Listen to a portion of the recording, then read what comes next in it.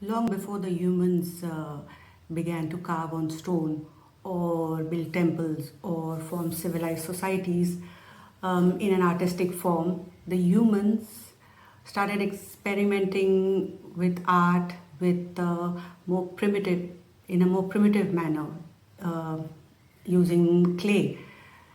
In my previous videos, I spoke about pottery that I researched that were found in different parts of the world, like Jeulmun and in the Far East in China, in Jianrendong and Yukonian. Today, I would like to travel to a region in Peninsula Korea and speak about the Jeulmun pottery. Now, this pottery is in a similar timeline of the Jeulmun pottery, um, somewhere between 8,000 years ago. Now, imagine a group of people, hunter gatherers, living in the peninsula, in the Korean coastline, or living along the riverbanks, or living in the forest. Smaller groups hunting, fishing, and making a living, surviving basically. And this group of people were also creative in a similar timeline. Um, how can we say that? Because of the pottery that was discovered in this region. What is so unique about this pottery? What is so unique about this design and the pattern? Similar to the Jeulmun pottery, which is cord marked, the Jeulmun, which means comb marked or comb patterned, which is similar to the Jeulmun pottery. The Jeulmun used fiber to mark their pottery. Of course, they were more creative with the fiery designs and other patterns. Uh, the Julmun was similar as well, in the sense when you look at it, you can tell that the patterns were made using comb-like prints, and they were also geometric in size, geometric in shape, and um, they were arranged in a very unique pattern. I have a few theories that I feel are connected with the uniqueness, of course, and I connect it with art, is they are the Jeulmun pottery. It is known as Jeulmun pottery, and the people that we label them as today, based on this pottery, are known as the Jeulmun people. So this to me is fascinating because of a style of an art, because of something that is labeled as given a specific name. For example, let's say certain artists. For artists, they we know them as contemporary artist or a modern artist or a fine artist. In my case, I'm a soulscape artist. So the style of the artwork that artists create becomes their identity, becomes a label, becomes a trademark, however you want to call it.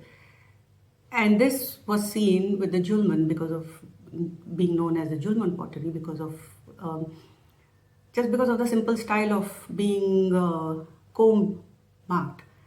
We decide to call the people the Jeulmun people. So this, I feel, was probably the beginning of identifying, giving a trademark to using creativity, using art.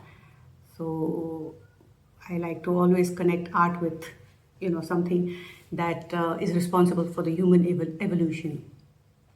The second theory, I feel, looking at the pattern, they are unique. Yes, they're similar because obviously the group of people together were creating similar designs. But at the same time, you could clearly distinguish the patterns in the sense that the theory came up that it could be a particular group of people or a family of four, three, six, whatever. A small group said that, okay, we mark our pots in this pattern because then they are our pots, and the other group mark their pots in this pattern, and it became their pots, so everybody personalized their product. So I would like to again connect art, that art was responsible for the cognitive function, in the sense that using art, um, a very modern feature that we use today is, we trademark something with a certain pattern, and this began way back. I mean, in other areas also, but in Jeulmun it was specific. So I would like to give credit to art and the artists, people slash artists who created these pots, but decided to mark them with a unique pattern just to trademark it, that this is my sole property. I will use it for whatever reason. Um, I think, yeah, that's a huge step in the evolution of the human mind. Also, looking at the patterns in the Jeulmun pottery, I spoke that maybe the patterns, the designs of the pots could depict that they were used for spiritual practices. And I also said that the Japanese, their spirituality and their higher self was identified way before that. As humans, we don't give credit to spirituality in that era because of their lifestyle being hunter gatherers. So we don't realize that, no, probably this aspect existed to the humans in that era as well, and this is seen in the Jeulmun pottery as well, the Jeulmun people, because of the designs and the creativity of these pots. It could be said that maybe they use these pots as a way of using it to practice spiritual purposes. Maybe not. We don't know. But I would like to give credit to art and connect it with spirituality. Being a soulscape artist myself, I connect everything with spirituality. So I wanted to also identify that not only art is responsible for the evolution of the human mind, at the same time, art, or understanding the designs and the creativity, art could also trace our species back to the beginning, or maybe the evolution of something deeper, something more spiritual, that